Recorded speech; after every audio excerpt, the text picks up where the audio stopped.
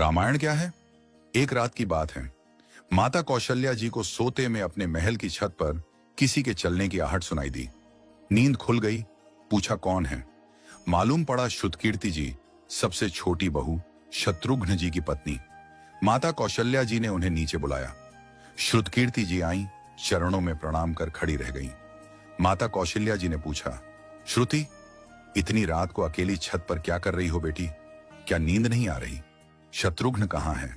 श्रुति कीर्ति की आंखें भर आईं, मां की छाती से चिपटी, गोद में सिमट गईं। बोली, मां, उन्हें तो देखे हुए 13 वर्ष हो गए। उफ! कौशल्या जी का हृदय कांप कर झटपटा गया। तुरंत आवाज लगाई। सेवक दौड़े आए। आधी रात ही पालकी तैयार हुई। आज शत्रुघ्न जी की खोज होगी। मां चली। आपको मालूम है शत्रुघ्न जी कहाँ मिले? अयोध्या जी के जिस दरवाजे के बाहर भरत जी नंदीग्राम में तपस्वी होकर रहते हैं, उसी दरवाजे के भीतर एक पत्थर की शिला है। उसी शिला पर अपनी बाह का तकिया बनाकर लेटे मिले। मां सिराहने बैठ गईं, बालों में हाथ फिराया तो शत्रुघ्न जी ने आंखें खोली। मां! उठे, चरणों में गिरे। मां, आपने क्यों कष्ट किया? मुझे बुलवा लिया होता। मां ने कहा, शत्रुघ्न यहां क्यों? शत्रुघ्न जी की रुलाई फूट पड़ी। बोले, मां, भैया राम जी पिताजी की आज्ञा से वन चले गए। भैया लक्ष्मण जी उनके पीछे चले गए। भैया भरत जी भी नंदीग्राम में हैं। क्या ये महल, ये रथ, ये राजसी वस्त्र विधाता ने मेरे ही लिए बनाए हैं? माता कौशल्या जी निरुत्तर रह गई। देखो क्या है ये राम कथा। ये भोग की नहीं, त्याग की कथा है। यहां त्याग की ही प्रतियोगिता चल रही है और सभी प्रथम हैं। कोई पीछे नहीं रहा। चारों भाइयों का प्रेम और त्याग एक दूसरे के प्रति अद्भुत, अभिनव और अलौकिक है। रामायण जीवन जीने की सबसे उत्तम शिक्षा देती है। भगवान राम को 14 वर्ष का वनवास हुआ तो उनकी पत्नी सीता मैया ने भी सहर्ष वनवास स्वीकार कर लिया। परंतु बचपन से ही बड़े भाई की सेवा में रहने वाले लक्ष्मण जी कैसे राम जी से दूर हो जाते? माता सुमित्रा से तो उन्होंने आज्ञा ले ली थी वन जाने की। परंतु जब पत्नी उर्मिला के कक्ष की ओर बढ़ रहे थे तो सोच रहे थे कि मां ने तो आज्ञा दे दी, परंतु उर्मिला को कैसे समझाऊंगा, क्या बोलूंगा उनसे? यही सोच विचार करके लक्ष्मण जी जैसे ही अपने कक्ष में पहुंचे तो देखा कि उर्मिला जी आरती का थाल लेके खड़ी थीं और बोली, आप मेरी चिंता छोड़ प्रभु श्री राम की सेवा में वन को जाओ। मैं आपको नहीं रोकूंगी। मेरे कारण आपकी सेवा में कोई बाधा ना आए, इसलिए साथ जाने की जिद भी नहीं करूंगी। लक्ष्मण जी को कहने में संकोच हो रहा था, परंतु उनके कुछ कहने से पहले ही उर्मिला जी ने उन्हें संकोच से बाहर निकाल दिया। वास्तव में यही पत्नी का धर्म है। पति संकोच में पड़े उससे पहले ही पत्नी उसके मन की बात जानकर उसे संकोच से बाहर कर दे। लक्ष्मण जी चले गए, परंतु 14 वर्ष तक उर्मिला ने एक तपस्विनी की भांति कठोर तप किया।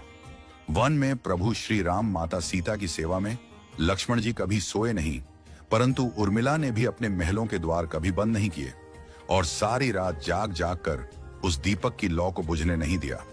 मेघनाथ से युद्ध करते हुए जब लक्ष्मण जी को शक्ति लग जाती है और हनुमान जी उनके लिए संजीवनी का पर्वत लेके लौट रहे होते हैं, तो बीच में जब हनुमान जी अयोध्या के ऊपर से गुजर रहे थे तो भरत जी उन्हें राक्षस समझकर बाण मारते हैं और हनुमान जी गिर जाते हैं। तब हनुमान जी सारा वृत्तांत सुनाते हैं कि सीता जी को रावण हर ले गया, लक्ष्मण जी युद्ध में मूर्छित हो गए हैं। ये सुनते ही कौशल्या जी कहती हैं कि राम को कहना कि लक्ष्मण के बिना अयोध्या में पैर भी मत रखना, राम वन में ही रहे। माता सुमित्रा कहती हैं कि राम से कहना कि कोई बात नहीं, अभी शत्रुघ्न है, मैं उसे भेज दूंगी। मेरे दोनों पुत्र राम सेवा के लिए ही तो जन्मे हैं। माताओं का प्रेम देखकर हनुमान जी की आंखों से अश्रुधारा बह रही थी, परंतु जब उन्होंने उर्मिला जी को देखा तो सोचने लगे कि यह क्यों एकदम शांत और प्रसन्न खड़ी है। क्या इन्हें अपनी पति के प्राणों की कोई चिंता नहीं? हनुमान जी पूछते हैं, देवी, आपकी प्रसन्नता का कारण क्या है? आपके पति के प्राण संकट में हैं। सूर्य उदित होते ही सूर्य कुल का दीपक बुझ जाएगा। उर्मिला जी का उत्तर सुनकर तीनों लोकों का कोई भी प्राणी उनकी वंदना किए बिना नहीं रह पाएगा। उर्मिला बोली, मेरा दीपक संकट में नहीं है, वो बुझ ही नहीं सकता। रही सूर्योदय की बात, तो आप चाहें तो कुछ दिन अयोध्या में विश्राम कर लीजिए, क्योंकि आपके वहां पहुंचे बिना सूर्य उदित हो ही नहीं सकता। आपने कहा कि प्रभु श्री राम मेरे पति को अपनी गोद में लेकर बैठे हैं। जो योगेश्वर प्रभु श्री राम की गोदी में लेटा हो, काल उसे छू भी नहीं सकता। यह तो वो दोनों लीला कर रहे हैं। मेरे पति जब से वन गए हैं तब से सोए नहीं हैं। उन्होंने न सोने का प्रण लिया था, इसलिए वे थोड़ी देर विश्राम कर रहे हैं, और जब भगवान की गोद मिल गई तो थोड़ा विश्राम ज्यादा हो गया। वे उठ जाएंगे। और शक्ति मेरे पति को लगी ही नहीं, शक्ति तो प्रभु श्री राम जी को लगी है। मेरे पति की हर श्वास में राम है, हर धड़कन में राम, उनके रोम रोम में राम है, उनके खून की बूंद बूंद में राम है। और जब उनके शरीर और आत्मा में ही सिर्फ राम है तो शक्ति राम जी को ही लगी, दर्द राम जी को ही हो रहा। इसलिए हनुमान जी आप निश्चिंत होके जाए, सूर्य उदित नहीं होगा। राम राज्य की नींव जनक जी की बेटियां ही थीं, कभी सीता तो कभी उर्मिला।